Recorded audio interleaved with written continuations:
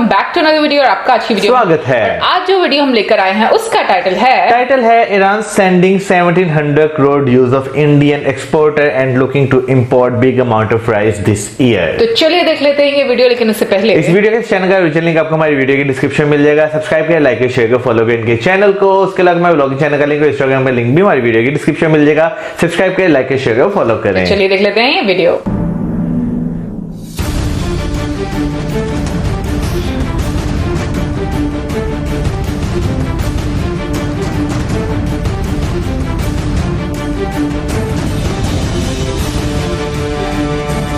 नमस्कार दोस्तों, स्वागत है आपका फिर से इंडी प्लस न्यूज में। इस वक्त की सबसे बड़ी खबर आ रही है भारत और ईरान के रिश्तों से। दोस्तों, भारत और ईरान के रिश्ते कितने पुराने हैं ये बताने की हमें जरूरत नहीं है, लेकिन डोनाल्ड ट्रंप के कारण भारत के इन रिश्तों को 2019 के बाद ब्रेक लग गई थी, जब भारत के बीच चाय, चावल, तेल का जो व्यापार है वो रुक गया था। और इसी रुकने के कारण 2019 से भारत के व्यापारियों के 1700 करोड़ रुपए की चावल की पेमेंट भी रुक गई थी। और इसका असर भारत के व्यापारियों के ऊपर देखने को मिला, क्योंकि उनकी पेमेंट ईरान की तरफ से रोक दी गई थी, क्योंकि भारत ने ईरान से तेल लेना बंद कर दिया था। लेकिन अब अमेरिकी प्रशासन में जो बिडेन की सरकार आ गई है, तो भारत के व्यापारियों के चेहरे भी खिल गए हैं, क्योंकि ईरान ने 1700 करोड़ रुपए की पेमेंट भी अब क्लियर करनी शुरू कर दी है। खास बात यह है कि पिछले कुछ दिनों की ही बात है कि ईरान ने 50% पेमेंट कर दी है यूगो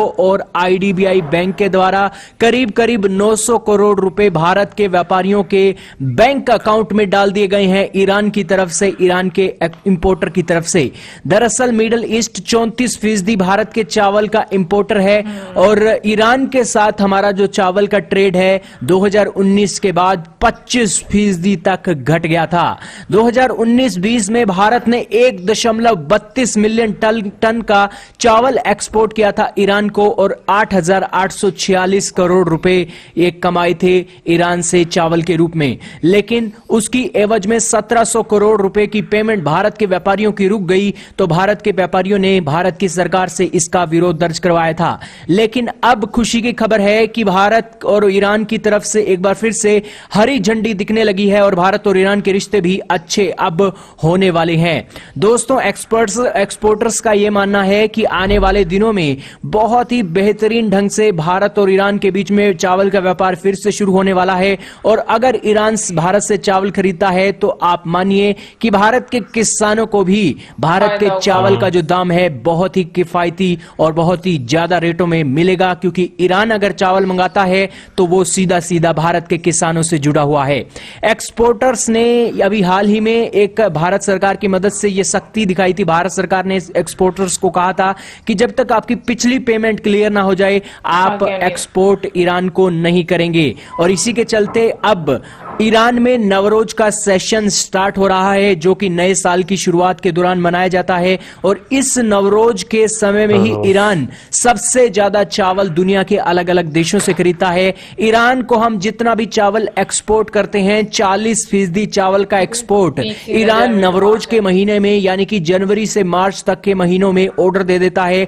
और जितनी जरूरत होती है उसका 40% हिस्सा ईरान मार्च और इसी के साथ जनवरी तक के महीनों में एक इंपोर्ट कर देता है। हालांकि भारत और ईरान और इसी के साथ अमेरिका जिस तरीके से सैंक्शन का सामना कर रहे हैं, उसी तरीके से ईरान ने एक और बड़ी यहां पर एक लाइन भी देख ली है कि यूएई के जरिए अब पेमेंट की जा रही है भारतीय चावलों की, और यूएई के दिरहम से भारत के एक्सपोर्टर्स को पेमेंट मिल रही है, और नए ऑर्डर मिलने भी शुरू हो गए हैं।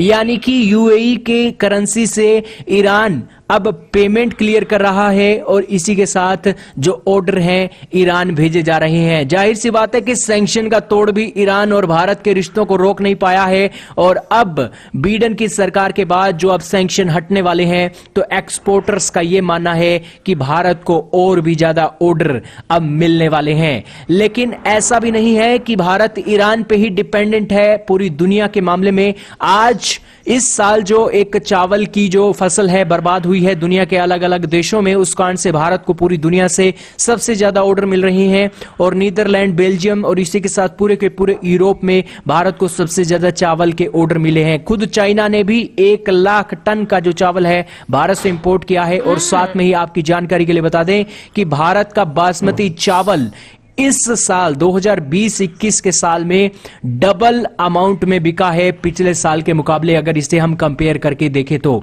दरअसल पिछले साल जो आंकड़े हमारे सामने हैं उसके अनुसार यह बताया गया था कि पिछले साल भारत का जो चावल है, चावल का एक्सपोर्ट करीब 5 मिलियन टन का हुआ था, एक जो नॉन बासमती राइस का है। लेकिन इस साल 8 महीनों के अंदर ही हमने 7 lakh metric ton non basmati rice export कर दिया है और ये बहुत बड़ी काबिले तारीफ और एक सही शुभ संकेत है भारत के एग्रीकल्चर सेक्टर के लिए। कमेंट सेक्शन में राय का इजहार जरूर कीजिएगा इस खुशी की खबर के लिए। बात करें अगर आज इस वीडियो की, तो सबसे पहले तो उन लोगों के लिए वाकई बहुत बड़ी खबर है जिनका जो है इतनी देर से पैसा फंसा हुआ था, क्योंकि पैसा जो है वो जब आपका कहीं फंसता है तो फिर आपको काफी दिक्कतें आती हैं आगे मजीद कारोबार करने में। मैं यहाँ पर एक बात बोलना चाहती हूँ कि मुझे नहीं समझ में आती कि पॉलिटिकल सिचुएशन आम लोगों पर इतना क्यों ज्यादा असर करती है, क्योंकि मुझे लगता है कि पॉलिटिकली चीजें ठीक है आप एक तरफ रखो, लेकिन जो आम लोग हैं, जो व्यापारी हैं, एटलीस्ट उनको तंग नहीं। असल में बेसिकली जो है ना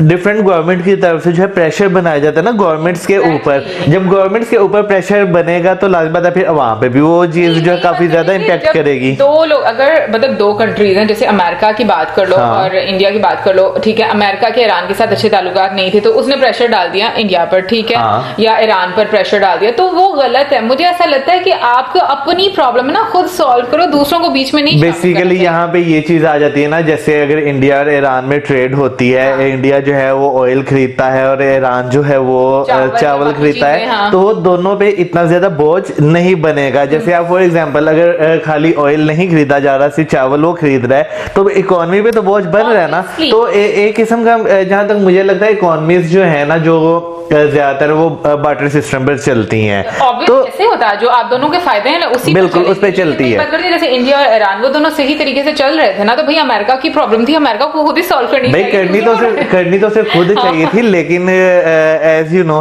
प्रेशर तो बनाना ने पड़ता है ना। बहुत अच्छी खबर है, यानी कि 1700 करोड़ रुपए है ना, 1700 करोड़ रुपए एक बहुत बड़ी अमाउंट है। और जिन लोगों को, जिन व्यापारियों को मिल रही होगी वो लोग तो उनको कहते हैं 2021 वाकई में बहुत अच्छा है। उन्हें तो चाहिए वो क्या नाम लेते हैं वो चढ़ावे हो सकता है वो करें। लेकिन एक और चीज ये कि जैसे कि बताया भी है कि ईरान में काफी ज्यादा मतलब जनवरी से लेकर मार्च से, क्योंकि उनका 9 रोजा कुछ फेस्टिवल होता है। खाली ईरान में नहीं, इवन कि यहाँ पे भी जो है ना नौरोज जब स्टार्ट होता है तो क्या है मुझे नौरोज ये जो है ना जो सितारे होते हैं वो बदलते हैं, यानी कि आने वाला जो साल होता है उसके बारे में प्रेडिक्शंस की जाती हैं जो आलिम होते हैं ना, अच्छा। उनकी तरफ से।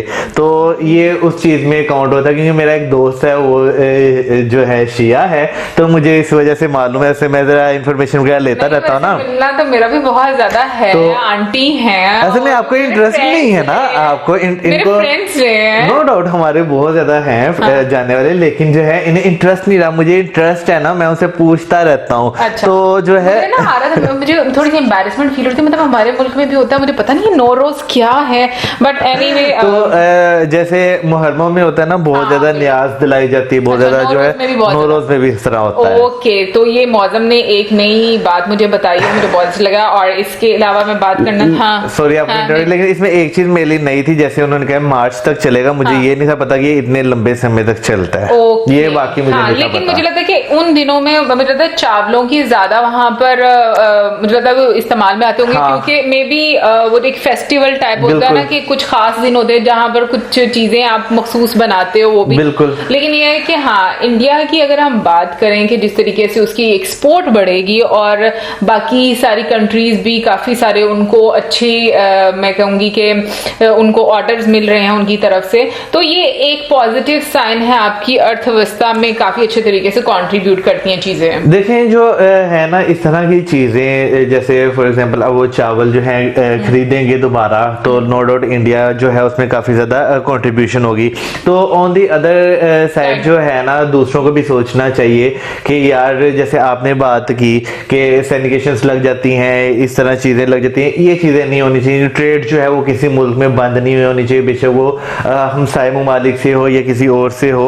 वो पाकिस्तान की बात नहीं कर रहे इनडायरेक्टली, मुझे पता चल रहा है कि मौसम बेचारा क्या बात कर रहा है। यार यकीन जाने मुझे इस वजह से मैं जो है ना, पहले बेसिकली पाकिस्तान में वो जो एक्स बॉडी स्प्रे आते हैं ना, मैं बेसिकली वो यूज करता हूँ। अच्छा। वो पहले जो है डायरेक्ट आते थे तो मुझे मिल रहा था 200-250 का, अब वो मुझे नहीं पता किस तरह आते हैं। हाँ। तो अब मुझे 400-450 का मिलता है। तो आप देखें कितना फर्क पड़ रहा है। My God seriously? हाँ जी, वो इंडिया से आता था डायरेक्ट? पहले डायरेक्ट आता था ना, तो मुझे 200, यानी कि अगर मैं जाता था शालमी लेने, वहां से मुझे 200 का मिलता था। अगर आम बाजार से लेता था 250 या 250 का मिलता था। लेकिन अब जो है क्योंकि वाया आ रहा है और वही चीज जो है मुझे शालमी से मेरी 450 की, और अगर आप किसी डिपार्टमेंटल स्टोर या आम बाजार से लेते हैं तो 400-480 रुपए तक मिलती है। यहाँ पर एक चीज सोचने वाली है कि मतलब आ तो रहा है, चाहे इनडायरेक्टली आ रहा है, डायरेक्ट नहीं आ रहा, तो भाई डायरेक्ट ही चीजें खोल लें। मतलब कि पता नहीं भाई इन लोगों की क्या प्रॉब्लम, मुझे समझ में नहीं आती। बट एनीवे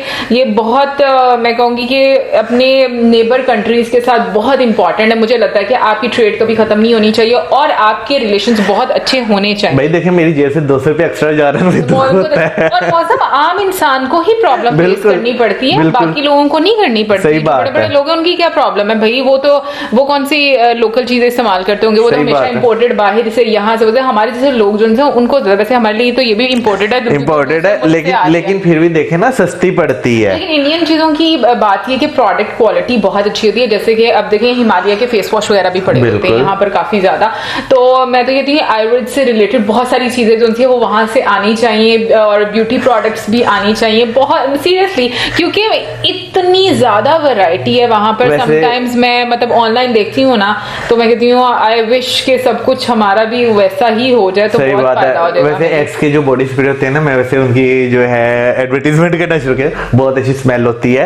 तो मेरा ख्याल है हम टॉपिक से काफी ज्यादा हट गए, हम जानवर से अपनी बातों में आ गए। एग्जैक्टली नहीं, लेकिन ये है कि हाँ चावल ऑब्वियसली वो एक अच्छी न्यूज है, उसके बारे में हम डिस्कस कर चुके हैं और आई होप आपको भी अच्छा लगा होगा, क्योंकि एक बड़ी खबर है।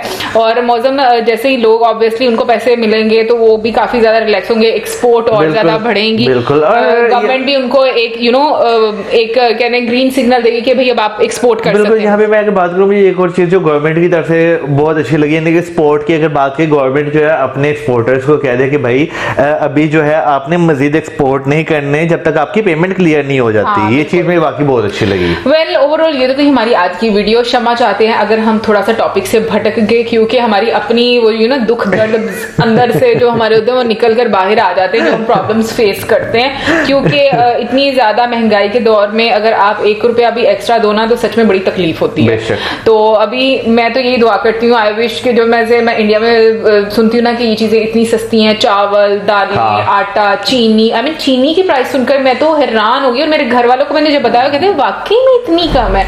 बट सीरियसली आप लोग बहुत ज्यादा मैं कहूंगी कि लकी हो इस मामले में कि आप लोगों को जो बेसिक जरूरतें हैं ना, खास तौर पर आपको दूसरी आपके पे वैरायटी बहुत ज्यादा चाहिए। हाँ बिल्कुल, इवन के वेजिटेबल्स में बहुत ज्यादा वैरायटी है वहां पर, मुझे यहाँ पर इतनी ज्यादा नजर नहीं आती। यहाँ पर तो बहुत कॉमन सी बस पड़ी होती है। एनीवे गाइस, ये तो तुम्हारी आज की वीडियो, इसी के साथ में इजाजत। My videos like subscribe share, good bye.